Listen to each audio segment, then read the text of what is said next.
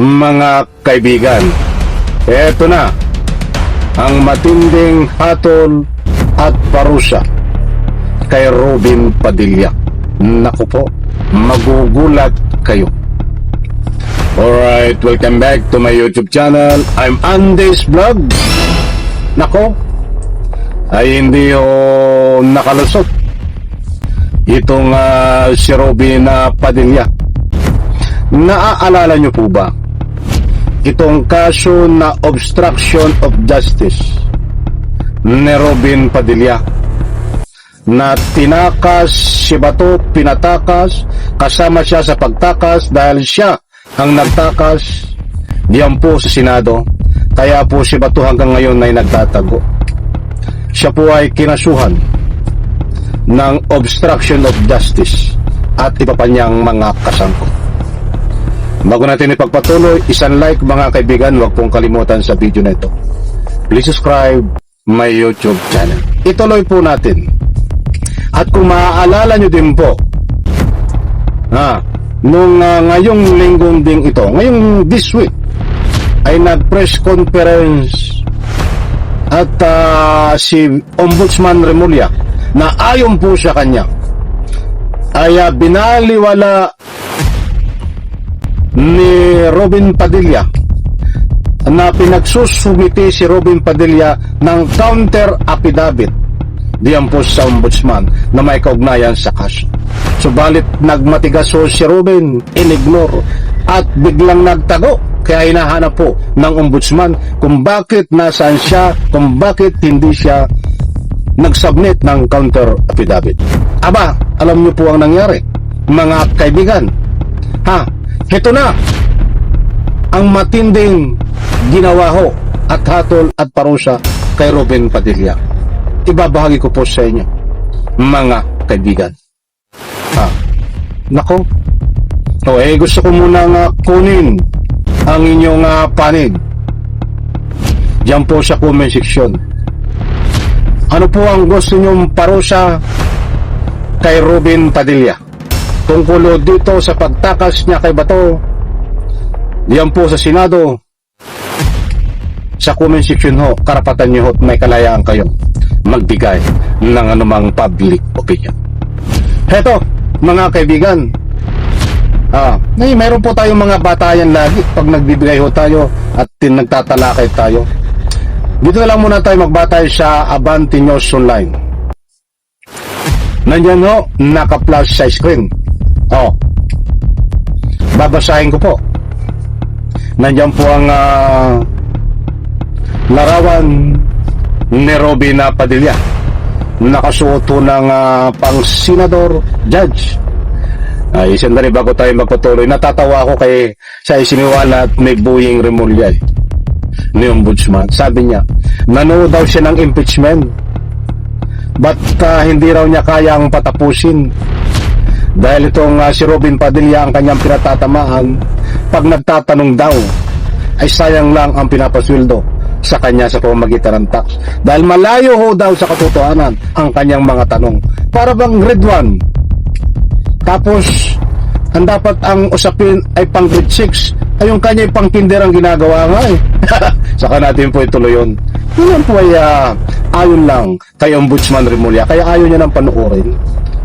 Medyo mapapahaba tayo dun. Ito na, mga kaibigan. Boyeng Remulla, tutuluyan si Robin Padilla sa obstruction of justice.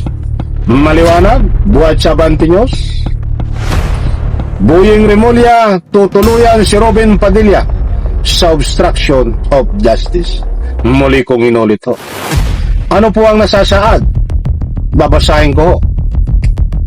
Ilalabas ng Office of the Ombudsman ang resolusyon ng reklamong obstruction of justice laban kay Senador Robin Padilla kahit walang isinumiting counter affidavit ang senador. Paktay kang senador ka, tutuluyan ka ni Ombudsman Remulla. Palakpakan. Binibigyan ka ng patas na ikangay proseso, dahil proseso ho yung dapat mag-submit ka ng counter affidavit. On the record ito ho, on the record. Yung ginagawa ni Ombudsman Remulla. Baka kasi i-counter naman ni Robin Padilla, ikatuwiran na siya ay hindi inaabisuan o hindi dinadaan sa tamang proseso. Political prosecution. Ha? Ay on the record yan, pinagsasubmit ka, baka gawin na naman ng abogado mo na technicality. So ulitin ko mga kaibigan, ilalabas ng Office of the Ombudsman ang resolusyon ng reklamong obstruction of justice laban kay Senador Robin Padilla kahit walang isinubiting counter affidavit ang senador. Alam nyo mga kaibigan, alam kong alam nyo din ho ito. Pag sinabing resolusyon, yan po ay magdidesisyon kung i-dismiss o iakyat sa korte ang kaso. Dalawa lang ang pamimilian nun ito. Dismiss o iakyat sa korte ang kaso. Nako, ay kailan ba nag-dismiss ang ombudsman sa panahon po at sa termino ni Ombudsman Remulla? Sapagkat ang kanilahong mga kaso na hinihimay at hinahawakan ay hindi lang po ngayong probable cause ang kinukuha na manipis. Kasi noon pag may kaunting probable cause ka, ay isasampa ang kaso diyan po sa korte. Kaya nadidismiss. But ngayon kaya tumatagal ng kaunti ang kaso. Naunawaan ko naman kung bakit tumatagal ay hindi lang po probable cause na kaunti. Ang hinahanap po na ngayon ng ombudsman maging ng DOJ ay certain of conviction. Yun talagang matibay na ebidensya. Kaya hindi po nadidismiss kapag nagkaroon po ng resolusyon. Certain of conviction, yun talagang matibay na ebidensya na mahatulang ka kapag dumating po ang oras ng hatol.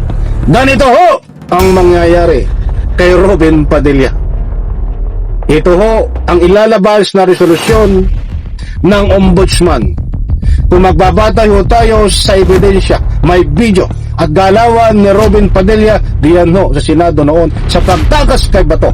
Ang magiging resolusyon ho nito at hatol ng ombudsman ay iakyat sa korte ang kaso.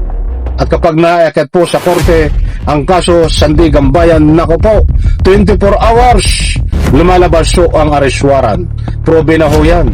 Nangyayari ho sa mga nakaraang ikinulong Marco Beta, Jingay Estrada at iba pa Bong Revilla. 24 hours ho inilabas ang arrest warrant. Ganyan din ho ang mangyayari kay Robin Padilla. Kahit hindi ho tayo nagpapakalat ng anumang fake news, ito po ay isang uri ng parusa at hatol kay Robin Padilla na kahit hindi niya sinabnit ang counter affidavit ay ilalabas po ang tinatawag na resolusyon sa reklamong obstruction of justice. Abangan po natin kung ano ang magiging parusa at hatol dito sa obstruction of justice. At abangan din po kung ano magiging hatol dito po sa resolusyon. Muli po kaibigan ni Sunlight sa video na ito. Isang share lang. Salamat po.